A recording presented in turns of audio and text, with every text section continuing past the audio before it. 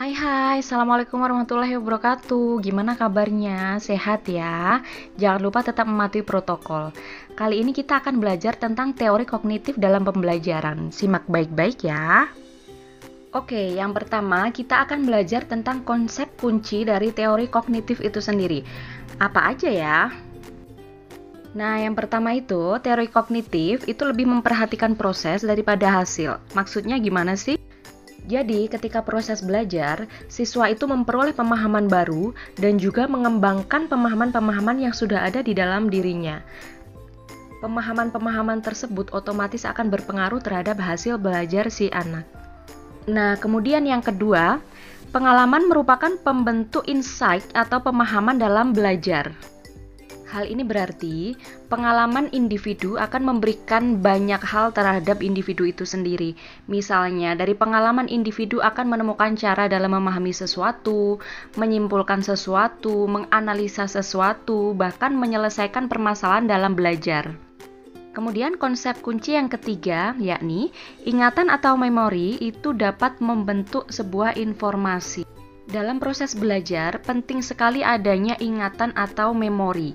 Dan memori itu sendiri ada memori jangka panjang dan juga jangka pendek. Dengan memanfaatkan ingatan atau memori dengan baik, harapannya individu akan bisa memperoleh informasi yang komprehensif. Dan informasi tersebut tentunya akan bermanfaat sekali buat proses belajarnya. Nah, sekarang merupakan konsep kunci yang terakhir. Pengetahuan awal individu penting dalam proses pembelajaran.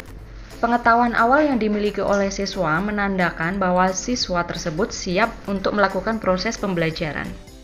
Itulah kenapa para guru selalu menganjurkan kepada para siswa untuk belajar sebelum mata pelajaran dimulai, agar dia memperoleh pemahaman awal terkait dengan materi yang akan diajarkan.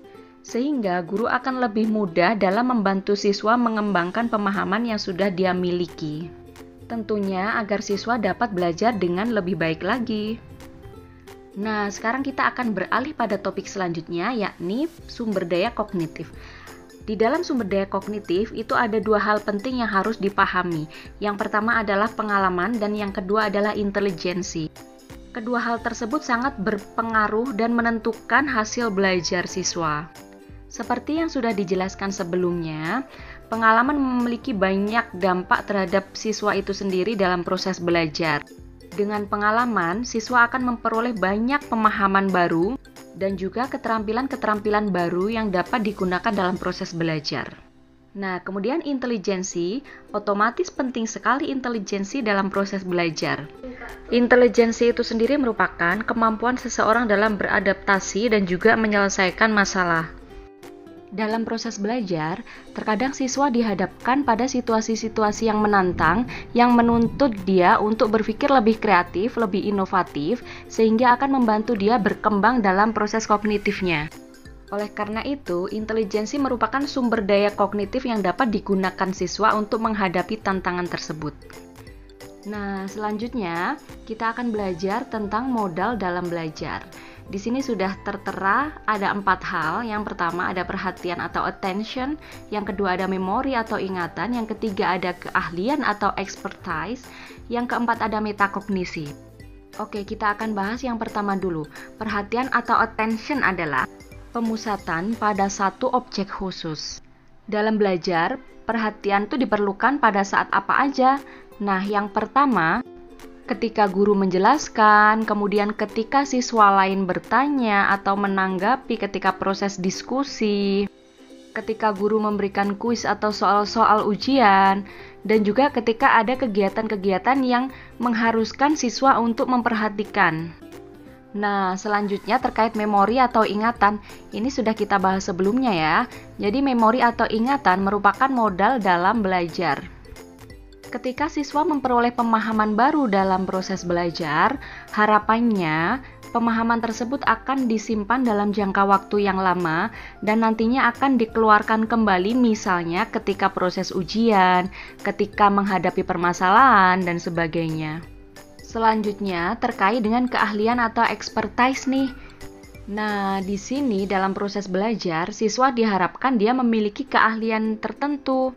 Misalnya, ketika siswa memiliki keahlian di bidang matematik, ataupun di bidang seni, ataupun di bidang bahasa, dan sebagainya. Sehingga dengan keahlian yang dia miliki, guru akan lebih mudah untuk membantu mengembangkan keahlian tersebut. Nah, selanjutnya terkait dengan metakognisi nih. Ini terkait dengan bagaimana siswa mengontrol ranah kognitif mereka sendiri.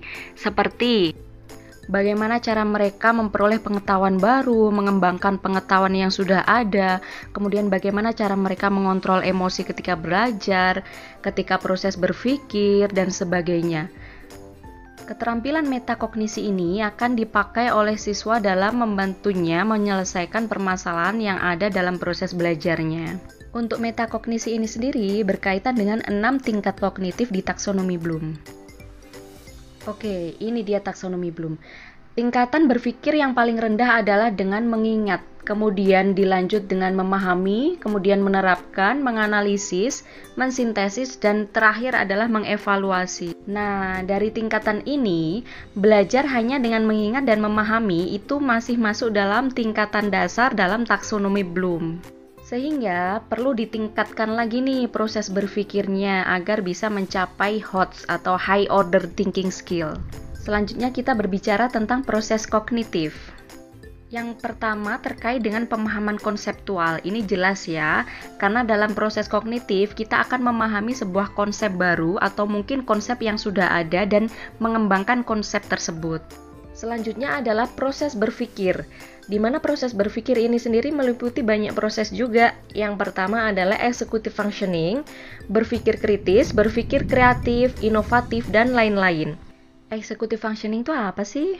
Di dalam executive functioning itu ada beberapa hal. Yang pertama terkait dengan inisiatif, kemudian kontrol emosi, perencanaan, pengelolaan, monitoring tugas, dan monitoring diri, kemudian juga mengatasi hambatan-hambatan yang ada dalam proses belajar. Nah, selanjutnya adalah problem solving. Nah, di sini adalah proses di mana seseorang siswa itu belajar untuk menyelesaikan atau mengatasi permasalahan dalam hal belajar. Misalnya, menyelesaikan permasalahan yang diberikan oleh guru dalam proses belajar, kemudian menyelesaikan tugas dari guru, menyelesaikan ujian, dan sebagainya. Bahkan menyelesaikan permasalahan yang terkait dengan kegiatan-kegiatan selama proses pembelajaran. Nah, selanjutnya adalah transfer of learning. Nah, ini jelas sekali ya, selama proses pembelajaran otomatis ada transfer of learning dan juga transfer of knowledge yang diberikan oleh guru kepada siswanya, sehingga siswa memperoleh pemahaman baru dan juga mengembangkan pemahaman yang sudah ada. Nah, proses kognitif yang terakhir di sini adalah proses mengingat. Informasi atau pemahaman yang diperoleh oleh siswa selama proses belajar nantinya akan disimpan ke dalam memori dan akan diingat kembali ketika dibutuhkan. Oke, selanjutnya bahasan kita yang terakhir yakni terkait dengan strategi kognitif dalam pembelajaran. Yang pertama adalah analogi. Analogi itu sendiri merupakan menyamakan atau menyesuaikan dua benda yang berlainan. Misalnya dalam hal bentuk, seperti bumi yang bulat dan besar dianalogkan dengan bola yang bulat dan kecil. Lalu analog jarak, misal jarak dari rumah ke sekolah sama dengan jarak dari rumah ke pasar, dan lain-lain. Sehingga di sini antara benda satu dan benda yang lainnya masih ada keterkaitan, misal dalam hal bentuk, dalam hal jarak, namun kedua hal tersebut berbeda. Yang kedua adalah elaborasi. Elaborasi merupakan kegiatan yang dilakukan oleh siswa secara cermat. Misalnya, siswa mempelajari materi A dengan terus-menerus, dengan tekun, sehingga dia bisa mendalami materi tersebut dan bisa menganalisa serta menyimpulkan terkait dengan materi tersebut. Nah, selanjutnya adalah membuat skema organisasi. Ini yang dimaksud adalah membuat semacam gambar atau bagan yang bisa mempermudah siswa dalam memahami materi. Nah, selanjutnya adalah tanya jawab. Tanya jawab ini paling sering kita lakukan untuk mencari tahu seberapa besar siswa memperoleh pemahaman terkait materi yang sudah kita jelaskan. Selanjutnya adalah model konseptual. Model konseptual ini hampir sama dengan skema organisasi. Dalam model konseptual ini, guru bisa mengajarkan siswa untuk membentuk kerangka konsep terkait dengan materi yang dipelajari, sehingga siswa mudah dalam memahami materi tersebut. Nah, selanjutnya adalah problem based learning. Nah, strategi ini dilakukan dengan guru memberikan sejumlah masalah kepada siswa untuk dianalisis dan juga diselesaikan. Hal ini akan membantu siswa dalam mengembangkan keterampilan pemecahan masalah. Nah, yang terakhir nih, strategi yang bisa dipakai adalah dialog Sokrates. Dialog Sokrates hampir sama dengan strategi tanya jawab, di mana guru memberikan pertanyaan kepada siswa. Pertanyaan tersebut diharapkan untuk dijawab siswa dengan lebih mendalam, lebih reflektif, dan juga lebih analitis. Dengan dialog Sokrates diharapkan siswa akan lebih mudah dalam mendalami dan juga mengembangkan materi. Oke, itu tadi yang bisa saya sampaikan. Mudah-mudahan bermanfaat. Assalamualaikum warahmatullahi wabarakatuh.